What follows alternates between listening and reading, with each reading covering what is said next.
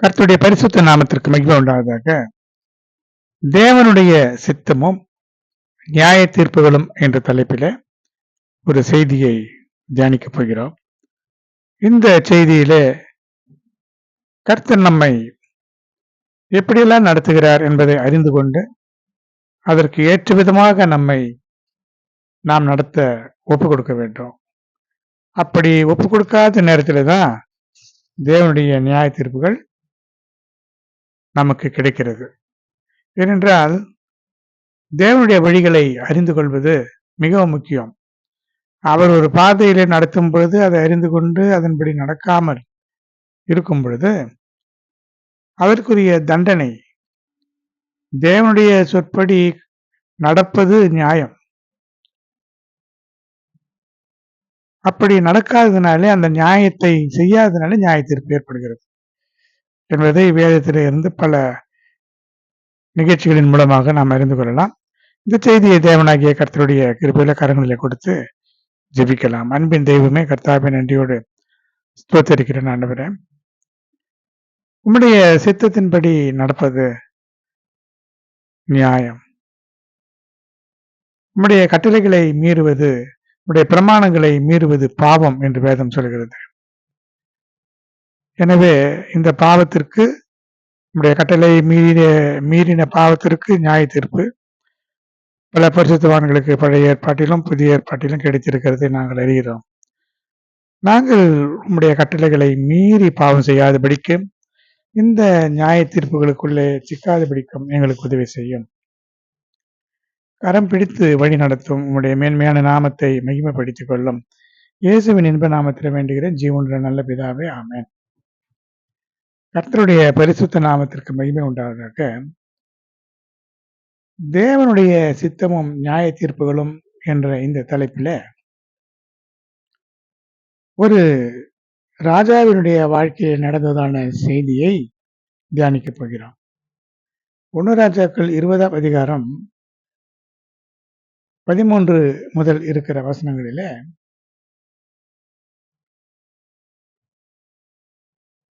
தேவன் ஒரு ராஜாவை எப்படி நடத்தினார் என்பதை அறிந்து கொள்ளலாம். அவர் சொல்லுகிறார், இதோ நானே கர்த்தர் என்று நீ அறியும்படி இன்றைக்கு அந்த ராஜ்யத்தை உன் கையிலே ஒப்பு கொடுப்பேன் என்று கர்த்தர் சொல்லுகிறார் என்று ஒரு தீர்க்கதரிசி சொல்லுகிறார். 1 ராஜாக்கள் 20ஆம் அதிகாரம் 13ஆம் வசனம். இந்த சரித்திர நிகழ்ச்சி எதை குறிக்கிறது என்று பார்க்கும் பொழுது, சீரியாவின் ராஜாவாகிய பெனாதாத் தன்னுடைய சேனைகளை எல்லாம் கூட்டிக் கொண்டு போய் சமாரியாவை முற்றுகை போட்டு அதன் மேலே யுத்தம் பண்ணினான். அவனோடு கூட 32 ராஜாக்கள் இருந்தார்கள். ரதங்கள் இருந்தன, குதிரைகள் இருந்தன. இப்படி இருக்கும் பொழுது அவன் சமாரியாவின் ராஜாவை பார்த்து சொல்லி அனுப்புறான், உன்னுடைய வெள்ளியும் உன்னுடைய பொன்னும் என்னுடையது, உன்னுடைய ஸ்திரீகளும் உன்னுடைய குமாரருக்குள் சமர்த்தராய் இருக்கிறவர்களும் என்னுடையவர்கள் என்று பெனாதாத் சொல்லி அனுப்புகிறான். யாரிடத்துல சொல்லுகிறான்?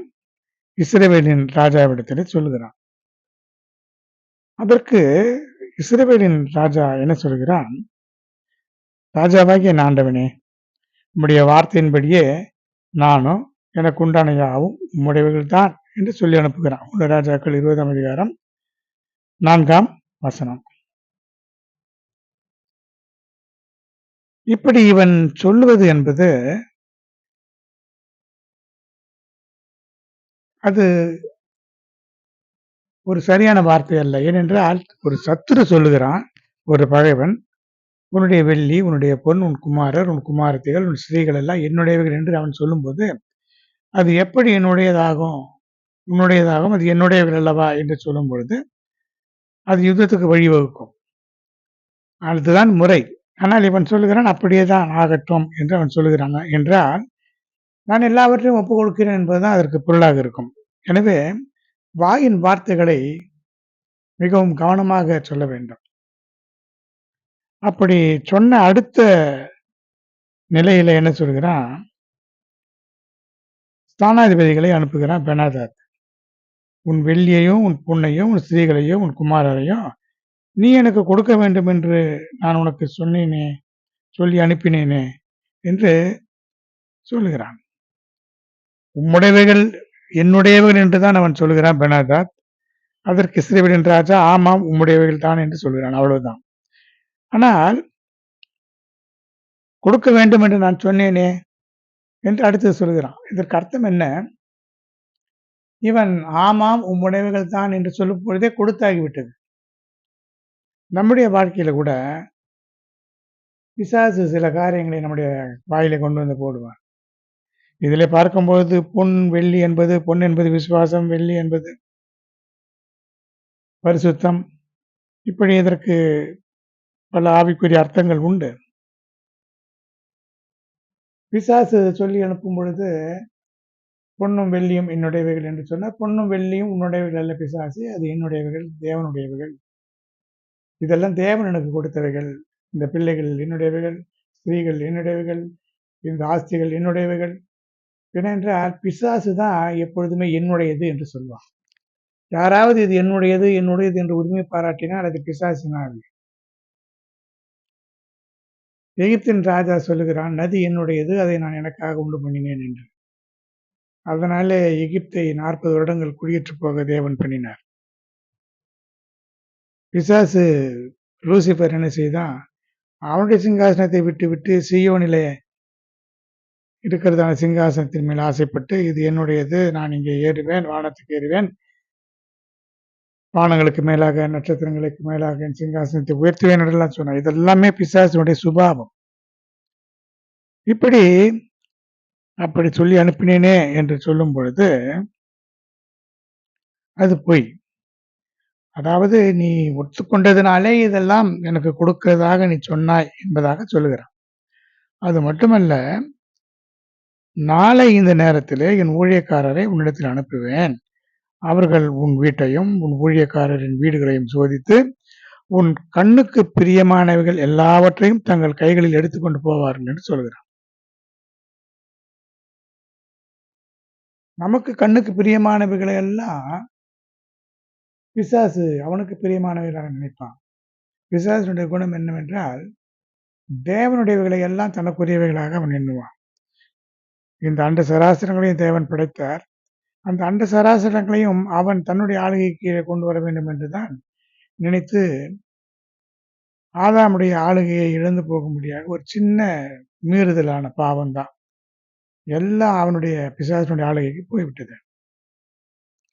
அதுபோல வானம், பூமி, மனிதர்கள், சூரிய, சந்திர, நட்சத்திரங்கள் எல்லாமே அவனுடைய ஆளுகைக்குள்ளே இருந்த போதிலும் தேவனுடைய மனிதர்களாகிய நம்மை அவன் தனக்குரியவர்களாக ஆக்கிக் கொள்ள வேண்டும் என்று மிகவும் பிரயாசப்படுவான். நம்மை அவனுடைய உலகத்துக்குரியவர்களாக மாற்றுவதிலே அவன் மிகுந்த கவனமுள்ளவனாக இருப்பான். இதுதான் பிசாசனுடைய சுபாவம். அடுத்து இஸ்ரவேலின் ராஜா என்ன செய்தான், எல்லா மூப்பர்களையும் வரவழைத்து, இப்படி இவன் எனக்கு ஆள் அனுப்பினான், பொண்ணு வெள்ளிய நான் கொடுக்க மாட்டேன் என்று இவனுக்கு மறுக்கவில்லையே என்று சொல்லுகிறான். இதிலும் ஒரு வார்த்தை அவன் சொல்லுகிறான், என் ஸ்திரீகளையும் குமாரரையும் வெள்ளியையும் பொன்னையும் கேட்க இவன் என்னிடத்திலே ஆள் அனுப்பின போது நான் கொடுக்க மாட்டேன் என்று இவனுக்கு மறுக்கவில்லையே என்று மறுபடியும் சொல்லும்போதுதான் ஜனங்கள் சொல்கிறார்கள், மூப்பர்கள் சொல்லுகிறார்கள், நீர் அவனுக்கு செவி கொடுக்கவும் அவனுக்கு சம்மதிக்கவும் வேண்டாம். ஏனென்றால் அவனுக்கு செவி கொடுக்க சம்மதிக்க இவன் முதலிலேயே சொல்லியிருக்க வேண்டும். ஆனால் அவன் அதை செய்யவில்லை. இப்பொழுது ஜனங்கள் எல்லாம் சொல்லுகிறார்கள், மூப்பர்கள் சொல்லுகிறார்கள். இப்பொழுதுதான் பெனாதாத்துக்கு அவன் சொல்லுகிறான், நீர் முதல் விஷயம் இது அடியானுக்கு சொல்லி அனுப்பின யாவும் செய்வேன், ஆனால் இப்போது சொன்ன இந்த காரியத்தை நான் செய்யக்கூடாது.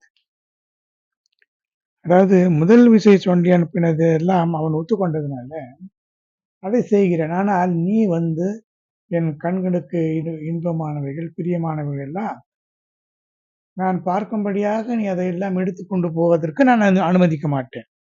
என் வீடு புகுந்து நீ கொள்ளையிட நான் சம்மதிக்க மாட்டேன். நானாக பிரியப்பட்டு கொடுத்திருக்கலாம் என்பதாகத்தான் இதற்கு பொருள்.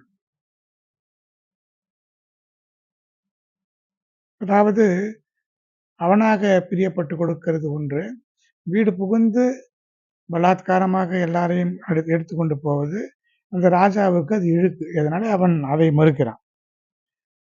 அப்பொழுது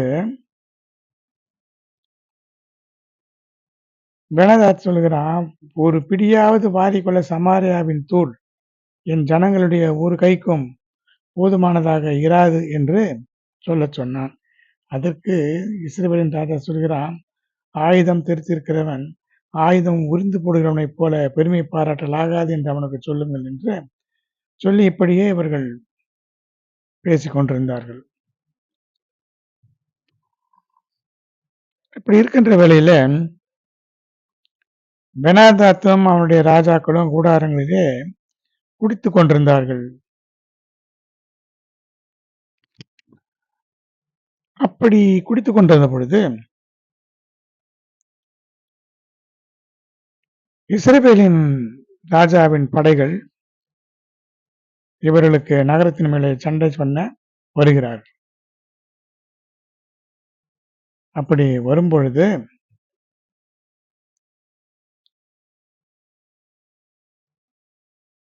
அவர்கள் எல்லாம் பிடியுங்கள் என்று சொல்லி இவன் சொல்லுகிறான், பெனாதாத் சொல்லுகிறான். காரணம், அவன் குடித்திருக்கிறான், வெறித்திருக்கிறான். அங்க இருக்கிற ஆட்கள் குறைவுதான். ஆனால் இவர்கள் வருகிற ஆட்கள் நிறைய பேர் வருகிறார்கள்.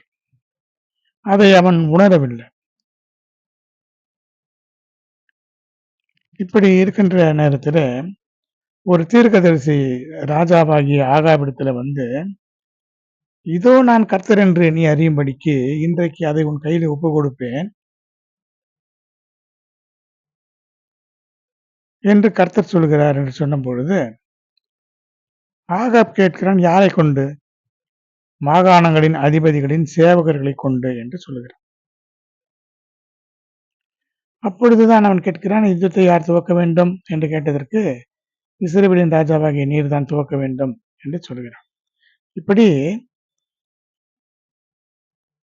நகரத்தின் மேலே சண்டையிட வருகிறவர்களை பற்றிய ஒரு நிர்ணயம் இல்லாமல் இவன் சண்டை செய்ய பெனாதாத் ஆணையிடுகிறான். இதற்கு காரணம் அவனுடைய குடிவெறி. இதற்கிடையிலே தான் நடக்கிறது இந்த காரியம். ஜனங்கள் யுத்தம் பண்ண வருகிறதற்கு 7000 பேர், 232 அதிபதிகள், பெனாதாத்தும் அவனுக்கு உதவியாக வந்த 32 ராஜாக்களும் அங்கே குடித்து விரித்து கொண்டிருந்த நேரத்தில் அந்த மனிதர்கள் வரும்பொழுது அவனுக்கு நிதானம் இல்லாதனால பெனாதாத் சொல்கிறான், அவர்கள் சமாதானத்துக்கு வந்தாலும் சரி, யுத்தத்துக்கு வந்தாலும் சரி, அவர்களை எல்லாம் உயிரோடு பிடியுங்கள் என்று சொல்கிறான். வருகிறவர்கள் எத்தனை பேர் என்று அவனுக்கு அறியவில்லை. வருகிறவர்கள் 7000 பேர். இங்கே இவர்கள் குடித்துக் கொண்டிருந்தவர்கள் எவ்வளவு பேர் என்று 32 ராஜாக்கள், அவர்களோடு கூட இருக்கிறதான பிரதானிகளாக இருக்கலாம், அல்லது சில 1000 பேர்களாக இருக்கலாம், 100 பேர்களாக இருக்கலாம்.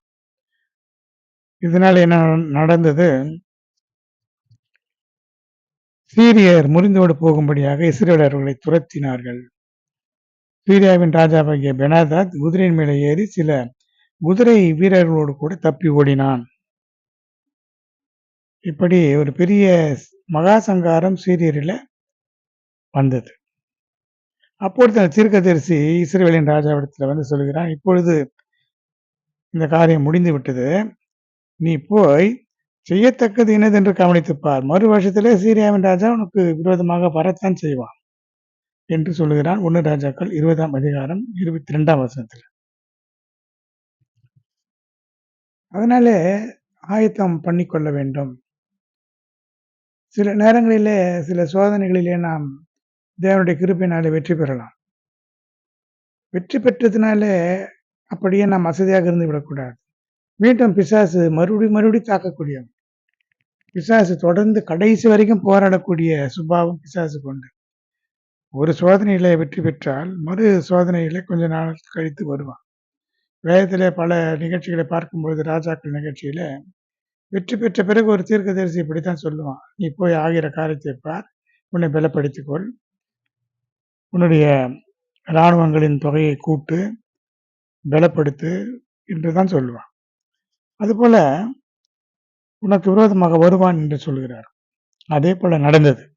சீரியாவின் ராஜாவுடைய ஊழியக்காரர் அவனை பார்த்து சொல்கிறார்கள், இஸ்ரவேலின் தேவர்கள் மலை தேவர்கள் என்றால் அவர்கள் மலையிலே இருக்கிறவர்கள், அதனால் அவர்கள் நம்மை மேற்கொண்டார்கள், நாம் அவர்களோடு சமபூமியில் யுத்தம் பண்ணினால் நல்லது, நாம் அவர்களை மேற்கொள்ளலாம் என்று சொல்கிறார். 1 ராஜாக்கள் 20ஆம் அதிகாரம் 23 இருந்து சொல்லக்கூடிய வசனங்கள் இப்படி சொல்கிறது. அதனாலே நீ என்ன செய்ய வேண்டும், சேனாதிபதிகளை ஏற்படுத்தி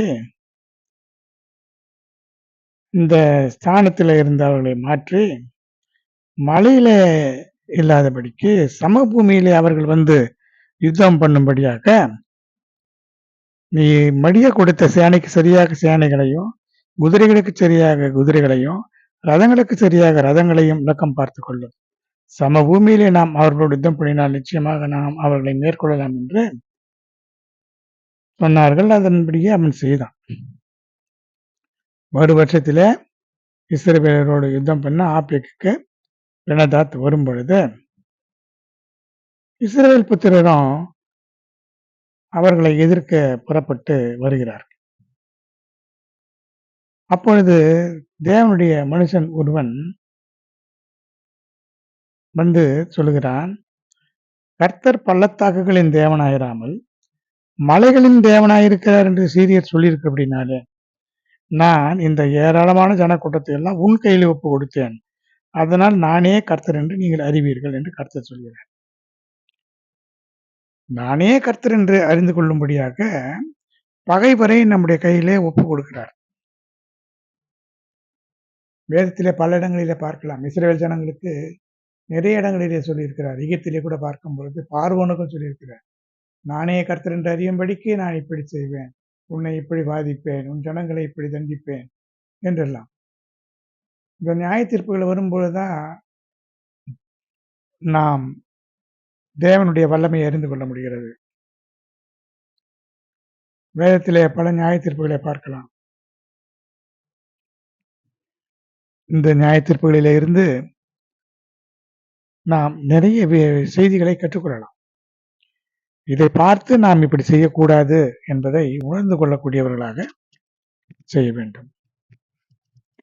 ஏன் அப்படி சொன்னார் என்றால், மலைகளிலே வாசம் பண்ணுகிறதுனாலே, மலைகளின் தேவனாய் இருக்கிறதுனாலே வெற்றி பெற்றார்கள் என்று சீரியர் சொன்னார்கள். அப்படி சொன்னதுனால மலைகளுக்கு மாத்திரம் தேவன் அல்ல, சமபூமியிலும் அவர் வெற்றி கொடுக்கக்கூடியவர், சமபூமிக்கும் அவர் தேவன் என்பதை ஜனங்கள் அறிந்து கொள்ள வேண்டும், நீங்களும் அறிந்து கொள்ள வேண்டும். அதனால இவர்களெல்லாம் இந்த சமபூமியிலும் நான் வெற்றி கொள்வேன். கர்த்தருக்கு மலையாக இருந்தாலும், சமபூமியாக இருந்தாலும், பள்ளத்தாக்க இருந்தாலும், எதுவாக இருந்தாலும் அவர் கொன்றுதான். அவர் மலைகளின் தேவன் மாத்திரமல்ல, பள்ளத்தாக்குகளின் தேவன், சமபூமியின் தேவன் என்பதை அறிந்து கொள்ளும்படியாக இப்படி சொன்னார். இப்படி 7 நாள் அவர்கள் பாளையம் இறங்கி இருந்த பொழுது யுத்தம் கலந்து 7வது நாளிலே இஸ்ரவேல் புத்திரர் ஒரே நாளிலே சீரியரிலே 1,00,000 காலாட்களை மடங்கடித்தார்கள். மற்றவர்கள் ஓடிப்போனார்கள். மீதியாயிருந்த 27,000 பேரின் மேலே அந்த அலங்கமே இடிந்து விழுந்தது. இவர்கள் பெரும்பாலும் தேவனுடைய யுத்தத்திலே பார்க்கும் பொழுது தானாக அவர்கள் மடிந்து போகிறது. ஏதாவது தேவனுடைய செயல் நடந்து அலங்கம் இடிந்து விழுந்தது, அல்லது வானத்திலே இருந்து அக்கினி புறப்பட்டு வந்து பட்சித்தது, இப்படி நிறைய செய்திகளை நாம் பார்க்க முடிகிறது. அப்பொழுது பெனதாத் ராஜா என்ன செய்தான், நகரத்துக்குள்ளே ஓடி போய் உள்ளறையில பதுங்கி ஒளிந்து கொண்டான். அப்பொழுது அவனுடைய ஊழியக்காரர் அவனை வந்து பார்த்து, இஸ்ரவேல் ராஜாக்கள் தயவுள்ள ராஜாக்கள் என்று கேட்டிருக்கிறோம், நாங்கள் ரட்டுகளை எங்கள் அறையில கட்டி கொண்டு கயிறுகளை எங்கள் தலையை சுற்றி கொண்டு நாங்கள் ராஜாவிடத்தில் போய் ஒரு வேளையும் அவர் உயிரோடு வைப்பார் என்று அதன் மூலமாக நாங்கள் அவரை கேட்கிறோம் என்று சொல்லி சொன்னார்கள். இப்படியே பிசாசு என்ன செய்வான், தந்திரமாக அல்லது பிசாசின் ஆய்வுடைய ஜனங்கள் தேவனுடைய பிள்ளைகளை வஞ்சிக்கிறதற்கு தேவனுடைய வார்த்தைகள் அல்லது தேவனுடைய வசனங்கள், தேவனுடைய சாட்சிகள் அல்லது தேவனுடைய பிள்ளைகளைப் போலவே அவர்கள் தங்களை மாற்றிக்கொண்டு அப்படியே வந்து அவர்களை வஞ்சித்து விடுவார்கள். இதுதான் இதில் இருந்து நாம் அறிந்து கொள்ளக்கூடிய செய்தியாளர்கள். அவர்கள் பாருங்கள், சீரியர்கள். ஆனால் இஸ்ரவேல் வம்சத்து ராஜாக்களுடைய பழக்கத்தை தெரிந்து கொண்டு அவர்கள் தேவனுக்கு பயந்து நடக்கிறவர்கள், ரட்டுடித்து கொண்டு தாழ்த்தி ஒரு சமாதானத்தோடு கூட வந்தா அவன் மனம் இறங்குவான் என்பதை அறிந்து கொண்டார். இது எதை குறிப்பிடுகிறது என்றால், சத்துருக்களுக்கு இறங்கக்கூடாது. பல செய்திகளை நாம் பார்க்கலாம். அமலேக்கின் செய்தியிலே கூட நீ அமலேக்குக்கு இறங்காமல் என்று தேவன் சொல்லியிருந்தார். அதே போல ஜாதிகளுக்கு இறங்காமல் அவர்களை எல்லாம் சங்கரித்து போடு என்று சொன்னார். ஏனென்றால் இந்த ஜாதிகள் மிகுந்த நயவஞ்சகமுடையவைகள். நம்மிடத்திலே வந்து அப்பாவிகளைப் போல வருவார்கள், ஒன்றுமறியாதவர்களைப் போல வந்து நம்மை வஞ்சித்து நம்முடைய ஜீவியத்தை கெடுத்து விடுவார்கள். அதனால வைராக்கியத்தோடு இருக்க வேண்டும் இந்த விஷயத்துல. தேவன் அன்புள்ளவர், இரக்கமுள்ளவர். அதனால நாமும் இரக்கமாக இருக்க வேண்டும், அன்பாக இருக்க வேண்டும், எல்லாரும் நேசிக்க வேண்டும், சத்துருக்களை நேசிக்க வேண்டும் என்று கர்த்தர் சொல்லியிருக்கிறார். சத்துருக்களை நேசிக்க வேண்டும் என்று தான் சொன்னாரே தவிர, சத்துருக்கள் செய்கிற பாவத்தை நேசிக்க வேண்டும், அவருடைய வழிகளை நேசிக்க வேண்டும் என்றெல்லாம் தேவன் சொல்லவே இல்லை. அவர்களை நேசிக்கலாம், ஆனால் அவருடைய வழிகளை விட்டு தூர வந்துவிட வேண்டும். ஞானமாய் நடந்து கொள்ள வேண்டும். வேத வசனங்களை சரியாக புரிந்து கொண்டு நடக்க வேண்டும். பலர் அப்படித்தான் நினைக்கிறார்கள். அன்பாக இருக்க வேண்டும், எல்லாருடன் நன்றாக பழக வேண்டும்.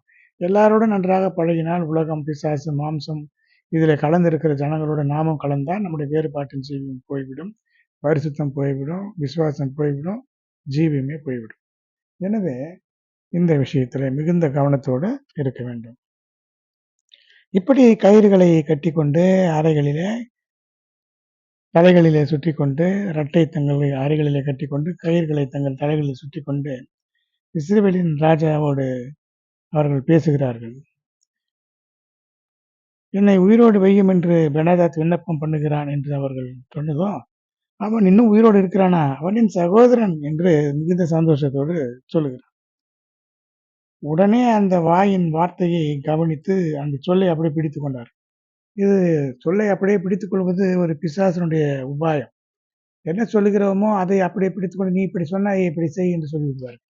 அப்படி நீ என் சகோதரன் என்று அவன் சொன்னதும் அதை அப்படியே பிடித்துக்கொண்டு, ஆமாம் உன் சகோதரன் உயிரோடு இருக்கிறான் என்றெல்லாம் சொன்னதும் அவன் வந்து அவனை அழைத்து கொண்டு வர சொல்லி பெனாதாத்தை தன்னுடைய ரதத்தில் ஏற்றி கொண்டான். 1 ராஜாக்கள் 20ஆம் அதிகாரம் 33ஆம் வசனம்.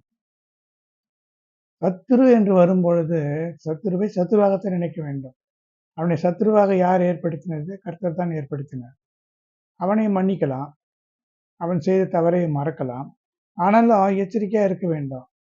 அவன் ஒரு முறை சத்துருவாக நமக்கு விரோதமாக வந்தான் என்று சொன்னால் அவன் பிசாசினாலே உண்டானவன். பிசாசு தான் நமக்கு விரோதமாக ஏவிட்டு இருக்கிறான். அதனாலே அவனை விட்டு விலகி தூரமாக இருந்து நாம் எச்சரிக்கையாக ஸ்தோத்திரத்தோடு ஜெபத்தோடு தனியா இருக்க வேண்டும். அவன் எந்த நேரத்திலும் எப்படி வேண்டுமானாலும் நமக்கு விரோதமாக வருவான். ஆனால் இவன் என்ன செய்தான், பட்டணத்தை அவனை ரதத்து மேலே ஏற்றி கொண்டான். அது மட்டுமல்ல, பெனாதாத் நயவஞ்சகமாக சொல்கிறான், என் தகப்பன் உம்முடைய தகப்பனிடத்தில் பிடித்த பட்டணங்களை திருப்ப கொடுத்து விடுகிறேன் என்று சொல்லி அவனுடைய உடன்படிக்கையை செய்தார்கள். உடன்படிக்கை செய்தவுடனே அவனை அப்படியே அனுப்பியும் விட்டான், விடுதலையோடு அனுப்பிவிட்டான். அப்போது தீர்க்கதரிசியின் புத்திரரிலே ஒருவன் கர்த்தருடைய வார்த்தையின்படி என்ன சொல்கிறான், தன்னுடைய தோழனை பார்த்து நீ என்னை அடி என்றான். அவன் அவனை அடிக்க மாட்டேன் என்று சொன்னான். ஏனென்றால் தோழனாக இருக்கிறதுனாலே. அடி என்று சொன்னது கர்த்தர். கர்த்தருடைய வார்த்தையை நீ கேட்காதனாலே ஒரு சிங்கம் உன்னை கொல்லும் என்று சொன்னான். அப்படியே அது கொன்று போட்டது. அதற்கு பிறகு வேறொருவனை பார்த்து என்னை அடி என்று சொன்னான். அவனை காயமுண்டாக அந்த தீர்க்கதரிசி அடித்தான். அப்பொழுது தீர்க்கதரிசி தன் முகத்தின் மேலே சாம்பலை பெற்றுக்கொண்டு வேஷம் மாறினாக ராஜாவுக்காக காத்திருந்தான். அப்பொழுது இந்த தீர்க்கதரிசிகள் எல்லாம் எப்பொழுதுமே நேரடியாக பதில் சொல்ல மாட்டார்கள். ஏதாவது ஒரு காரியத்தை செய்து அப்படிதான் விளக்குவார்களே தவிர நேரடியாக சொல்லுகிற தீர்க்கதரிசிகள் அப்பொழுது இல்லை. அப்பொழுது சொல்லுகிறான், இந்த மனுஷனை பத்திரம் பண்ணு, இவன் தப்பி போனால் அவன் பிராணனுக்கு ஈடா இருக்கும், அல்லது ஒரு தாளந்து வெள்ளி நீ கொடுக்க வேண்டும் என்று எனக்கு யுத்தத்தில் நின்ற போது ஒருவன் சொன்னான். ஆனால் நான் வேறு அலுவலாக இருக்கும் பொழுது அவன் போய்விட்டான் என்று சொன்னதும் இஸ்ரவேலின் ராஜா அவனை பார்த்து, ஆமாம், நீ சொன்னபடிதான் அவனுக்கு தீர்ப்பு ஆகும் என்று சொல்லும் பொழுது தன் முகத்தில் இருந்த சாம்பலை எல்லாம் துடைத்து விட்டு அவன் சொன்னான், கர்த்தர் சொல்கிறார், நான் சங்காரத்துக்கு நியமித்த மனுஷனை உன் கையிலிருந்து தப்பி போகும்படி நீ விட்டபடினான் உன் பிராணன் அவன் பிராணனுக்கு ஈடாகவும் உன் ஜனம் அவன் ஜனத்துக்கு ஈடாகவும் இருக்கும் என்று கர்த்தர் சொல்கிறார் என்று சொல்கிறார். ஏனென்றால் இவ்வளவு தூரம் தேவன் வழி நடத்தினார். முறியடித்தார்கள். இஸ்ரவேலின் ராஜா சும்மா இருந்தான். சீரியாவின் ராஜா அவன் மேலே வேண்டுமென்று வந்து அவனை கேவலப்படுத்தினான். உன் ஸ்திரீகள், உன்னுடைய குமாரர், உன்னுடைய குமாரத்திகள், உன்னுடைய பொன் வெள்ளி எல்லாம் என்னுடையது என்று சொன்னான். வழியே வந்து சண்டைக்கு வருகிறான். அதற்கு பிறகு கர்த்தர் யுத்தம் செய்யும்படி கிருபை கொடுத்தார், வெற்றியை கொடுத்தார், அவனை ஒப்பு கொடுத்தார். அவனை கொன்று போடாமல் அவனை அப்படியே வைத்திருந்தால் என்ன நடக்கும்? இப்பொழுது அவனை விட்டு விட்டதினாலே அவன் போய் பலப்பட்டு நிறைய பேரை கூட்டிக் கொண்டு வந்து உன்னை கொன்று போடுவான். அவன் பிராணன் நீங்க நீ அவனை விட்டதினால அவனுடைய பிராணனுக்கு ஈடாக உன்னுடைய பிராணன் இருக்கும். உன்னுடைய ஜனங்கள் அவனுடைய ஜனங்களுக்கு பதிலாக இருக்கும். இதுதான் நியாயத்தீர்ப்பு. தேவன் என்னென்ன வழியில நடத்துகிறாரோ அதை சரியாக புரிந்து கொண்டு அதன்படி நடக்காததுனால அவனுக்கு அந்த நியாயத்தீர்ப்பு அப்படி கிடைத்தது. இப்படித்தான் பிரியமானவர்களே, நாமும் கூட நம்முடைய வாழ்க்கையில மிக விழிப்போடு இருக்க வேண்டும். தேவன் என்ன எப்படி நம்மை நடத்துகிறாரோ அந்த வழியிலே பாதையிலே தேவனும் நம்மோடு கூட இருப்பார். அவர் நமக்கு சொல்லிக் கொடுப்பார். ஆனால் நாம் அதை கவனமாக பார்க்காமல் நாம் ஏதோ ஒரு காரியத்தை வைத்துக்கொண்டு கண்டபடி நாம் பல காரியங்களை பார்த்து கொண்டு தேவனுடைய அந்த வெளிப்படுத்துதலை இழந்தவர்களாக இருப்போம். தேவனுடைய வெளிப்படுத்துதல் இழந்து போகும் பொழுது பிசாசு நயவஞ்சகமாக பல காரியங்களை சொல்லி நம்மை திசை திருப்பி நம்முடைய வாழ்வை, நம்முடைய ஜீவியத்தை நாசமாக்கி விடுவான், நியாய தீர்ப்புக்குள்ளாக்கி விடுவான். எனவே இவனுடைய வாழ்க்கையில் நடந்தது போல நம்முடைய வாழ்க்கையில் நடக்காதபடிக்கு தேவன் எந்த வழியில நடத்துகிறாரோ அந்த வழியிலே மிகுந்த ஜாக்கிரதை உள்ளவர்களாக நடந்து கொண்டு வெற்றியை நோக்கி நாம் போக வேண்டும். தேவனை உறுதியாய் பின்பற்றிக் கொள்ள வேண்டும். நியாய தீர்ப்புகளுக்கு, தண்டனைகளுக்கு ஆளாகக்கூடாது என்பதுதான் இந்த சரித்திரம் நமக்கு கூறுகிறது. இப்படி பல காரியங்கள் உண்டு. அதை நாம் ஒவ்வொன்றாக தியானிக்கலாம். இப்பொழுது இந்த செய்தியை தேவன் நமக்கு கொடுத்தார். எனவே நம்மை அவர் பாதுகாத்துக் கொள்ளும்படியாக அவருடைய கரங்களிலே ஒப்பு தரலாம். ஜெபிக்கலாம். அன்பின் தெய்வமே, கர்த்தாவே, நன்றியோடு ஸ்தோத்திரிக்கிறேன். நம்முடைய வழிகள் மிகுந்த அற்புதமான வழிகள் ஆண்டவரே.